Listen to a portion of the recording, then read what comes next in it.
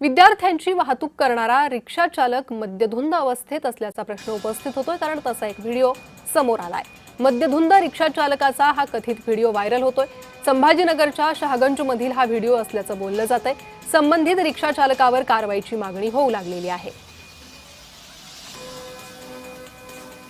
गाडी चालू राहिला ना तू? हो, जा तिकडे व्हिडिओ बनव। हां, दारू पिऊन गाडी चालवतो, लहान लेकरं याच्यामध्ये। हा, थांब तुला दाखवतो मी। दाखव काय दाखव। दारू पिऊन गाडी चालू राहिला ना तू? हा, दारू पिऊन आहे ना? हां,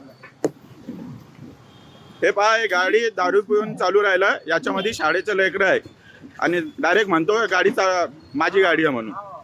जा आता तू, जा आता तू। दारू पिऊनच आहे ना तू? हां।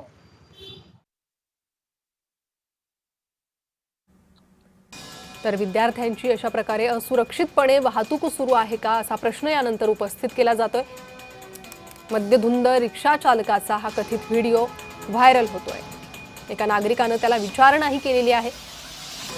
त्याच नागरिकानं हा व्हिडिओ समोर आणलेला आहे। संभाजीनगरमधील शहागंज परिसरातील ही घटना असल्याचं बोललं जातंय।